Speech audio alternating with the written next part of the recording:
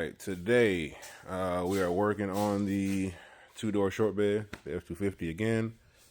I am making a fuel cooler for it. I got a nice trans cooler here for it, which is good for fuels and oils. And one of these little cheap fans I had laying around. But I've got the fan mounted to this transmission cooler here that I'm going to mount in the back of the truck on the return side of this fuel tank. It's only a 15-gallon fuel cell. And that line right there is the return line. I need to mount that, but that's the return line from the engine back into the tank. This one's just a vent that I've got looped just to let the tank vent. But I am going to put this transmission cooler in line of that return so it'll cool the fuel as it returns it back into the tank. Because this truck's got a return fuel system on it. And if you run, I'll show you on this one. The fuel in a 6.0 and in a lot of diesels, the fuel runs through the actual cylinder head. Like this is the factory fuel lines on this. So the fuel comes out of that fuel bowl and into the front of the cylinder head, and then it runs through the cylinder head and then feeds the injectors that are inside of that cylinder head through the head. When you put a return fuel system on these trucks, there is another port in the back that you run as the outlet, and you come out of the back of the head and you run out of the back of both cylinder heads. And that runs into a regulator and then out of the regulator and then back into the back of the tank. That's how that's plumbed. So you got to think, if all that diesel fuel is running inside of this cylinder head, it's pulling all that heat out of the head, but it's also heating up the fuel at the same time. So that fuel, if you just keep circulating it, because it's a return style system, it just makes all the fuel come up to whatever the engine temperature is.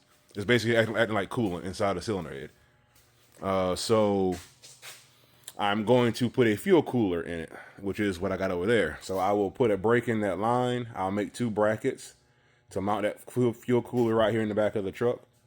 I'll put that fan as a puller, and it'll just cool the fuel off before it returns it back into the tank. That way it'll kind of knock some of that heat out of the fuel. And I'll probably wire that fan to my relays over here, because I've got 2 40-amp relays right there wired up for the fuel pump, which my batteries are here, obviously. And I'll use the same arming switch to turn this fan on that I use to turn on the fuel pump relays. So as soon as you turn the fuel pump on, well, as soon as the fuel pump comes on, it'll turn that fan on. So it'll be its own system. But yeah, I don't know. Let's stop talking and get this crap done. Right, there's the cooler mounted in line. That's the return line coming in through the cooler and then into the tank. Now I just got to wire that fan up to a relay to make that thing come on. I got it mounted flat, but I got it cut out underneath it. The bed's cut out underneath the radiator there. So I'm going to wire the fan to push, so it'll push the hot air down, and then it'll just pull out the back of the truck. Now we are building plugs.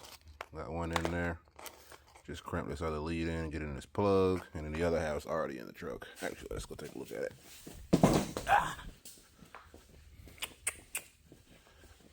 Can you reach it? Other plug's already on. I got that side already wired with a plug.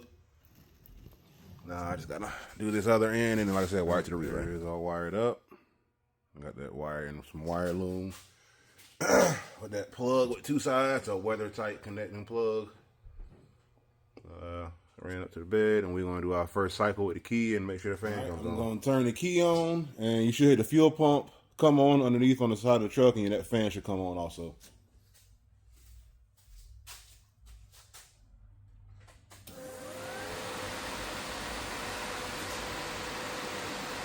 Nope.